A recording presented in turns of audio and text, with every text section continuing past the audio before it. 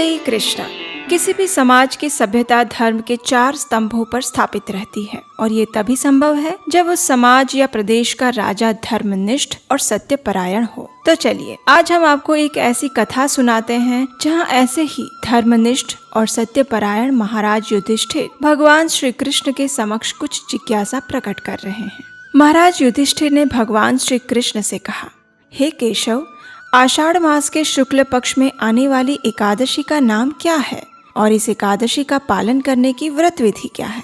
युधिष्ठिर महाराज की जिज्ञासा सुनकर भगवान श्री कृष्ण ने कहा, हे पृथ्वीलोक के संरक्षक, ध्यान से सुनिए। अब मैं आपको वो कथा सुनाने जा रहा हूँ जो कि सृष्टि के रचयिता ब्रह्मा जी ने नारद मुनि को सुनाई थी। अब देखिए, जैसा कि आप तो जानते ही हैं कि परम वैष्णव नारद मुनि सदैव ही लोक कल्याण हेतु भिन्न भिन्न ब्रह्मांडों में विचरण करते हैं और करुणामयी वे सदैव सामान्य बद्ध जीवों के उद्धार हेतु प्रयासरत रहते हैं। ऐसे ही जन कल्याण की जिज्ञासा लेकर एक दिन नारद मुनि तो पहुंच गए ब्रह्मा जी के पास। वहां जाकर उन्होंने पूछा, हे पिताश्री, आषाढ़ मास के शुक्ल पक्ष में कौन सी एकादशी आती है और किस प्रकार वह भौतिकता में लिप्त बद्ध जीवों का उद्धार कर सकती है?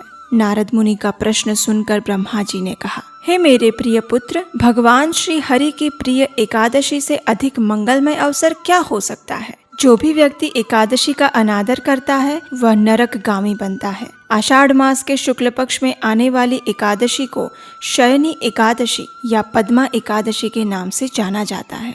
इसके विषय में अब मैं एक पौराणिक कथा सुनाता हूँ, ध्यान पूर्वक सुनो। सतयुग के समय में पृथ्वी पर सूर्य वंश के अत्यंत पराक्रमी और धर्मनिष्ठ राजा मांधाता का राज्य था। उनके राज्य में समस्त प्रजागण अत्यंत सुखी, संपन्न और धर्मपरायण थे। राज्य का राजकोष नैतिक कमाई से संपन्न था और यही कारण था कि किसी भी प्राकृतिक आपदाओं और अवरोधों के बिना राजा मांधाता ने अनेक वर्षों तक सुखपूर्वक राज्य किया था। लेकिन राजा के जीवन में एक ऐसा समय आया जब उसकी धर्मनिष्ठा और प्रजावत्सलता पर प्रश्न उठ खड़ा हुआ। लगातार 3 वर्षों तक राज्य में वर्षा की एक बूंद नहीं गिरी और संपूर्ण राज्य अकाल की आंधी में लिपट गया। इन 3 वर्षों में अन्न और फलों का एक दाना भी नहीं होगा।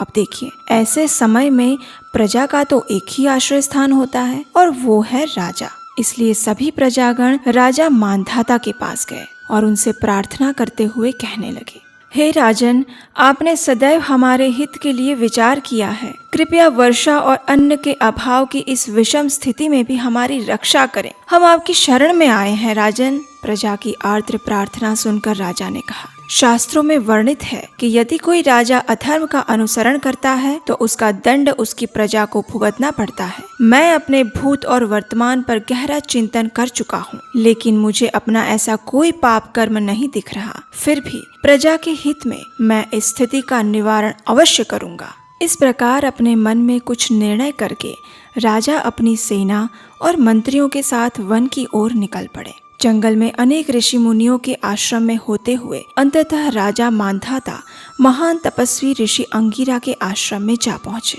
ध्यान मग्न ऋषि की चारों ओर दिव्यता का प्रकाश पुंज फैला हुआ था। राजा ने ऋषि के पास जाकर दंडवत प्रणाम किया और ऋषि अंगिरा ने उन्हें आशीर्वाद देते हुए स्वयं के और राज्य के क्षेम कुशल के समाचार पूछे। राजा ने अत्यंत विनम्रता पूर्वक ऋषि को अपनी समस्या के विषय में विस्तार से कह सुनाया। राजा की इस विषम स्थिति को देखकर ऋषि अंगिरा ने कहा, हे राजन, वर्तमान सतयुग का समय धर्म के 4 स्तंभों पर स्थापित है। इस युग में मात्र द्विज ब्राह्मण को ही वैदिक तपस्या करने की अनुमति दी जाती है। लेकिन आपके राज्य में एक शूद्र है जो इस समय घोर तपस्या में संलग्न है। उसके इस आचरण के कारण ही तुम्हारे राज्य में वर्षा नहीं हो रही। इसलिए आप उस शूद्र को मृत्यु दंड दें, जिससे आपके राज्य में पुनः वर्षा और सुख समृद्धि का आगमन हो सके। ऋषि की बात सुनकर राजा ने दुखद वाणी में कहा, लेकिन ऋषिवर, मैं एक अपराध मुक्त तपस्वी को दंड कैसे दे सकता हूँ? नहीं, ये मुझसे नहीं होगा। कृपया आप मुझे कोई और मार्ग बताएं। आखिरकार राजा की प्रजावत्सलता देखकर अंगिरा ऋषि अत्यंत प्रसन्न हुए और उन्होंने कहा, हे राजन, आप अपने परिवार और समस्त प्रजा सहित आषाढ़ मास के शुक्ल पक्ष में आने वाली शयनी या पद्मा एकादशी का नियम पूर्वक पालन करें। इसके प्रभाव से आपके राज्य में प्रचुर मात्रा में वर्षा होगी और आपके भंडार धन धान्य से समृद्ध हो जाएंगे। ऋषि अंगीरा के वचन से संतुष्ट और प्रसन्न होकर राजा ने ऋषि को प्रणाम किया और अपनी सेना के साथ वापस अपने राज्य में आ गए। आषाढ़ मास के शुक्ल पक्ष में जब शयनी एकादशी आई तो राजा ने समस्त प्रजागण और अपने परिवार के साथ श्रद्धा और निष्ठा पूर्वक एकादशी व्रत का पालन किया। इस व्रत के पुण्य प्रभाव से राज्य में प्रचुर मात्रा में वर्षा हुई और संपूर्ण राज्य फिर एक बार धन धान्य से संपन्न हो गया।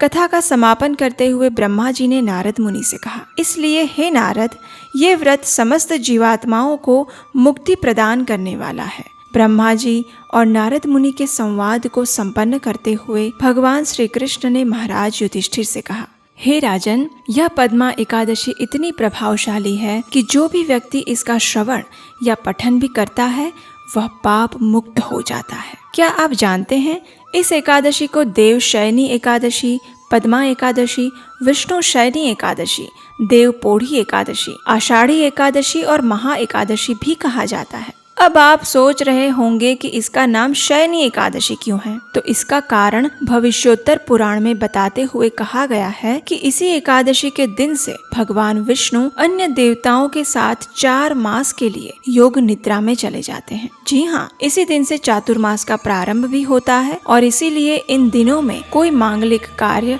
यज्ञ इत्यादि में देवताओं की आहुति नहीं दी जाती। ये तो हुआ शास्त्र आधारित कारण, लेकिन इस चातुर्मास के लिए विशेष प्रावधान किए गए हैं। उसके पीछे का वैज्ञानिक कारण ये भी है कि इस समय के दौरान सूर्य देव दक्षिणायन में भ्रमण करते हैं और ये समय वर्षा ऋतु का माना जाता है। इसलिए इन दिनों में मनुष्य अन्य भौतिक कार्यों में संलग्न न रहकर अधिक से अधिक अपनी आध्यात्मिक उन्नति के लिए प्रयासरत रहे, ऐसी कामना की जाती है। और आपको पता ही होगा कि प्राचीन समय में सन्यासी और तपस्वी इस 4 मास के दौरान किसी भी स्थान पर भ्रमण नहीं करते थे और केवल एक स्थान पर रहकर अधिक से अधिक हरि कथा और हरि कीर्तन करते थे।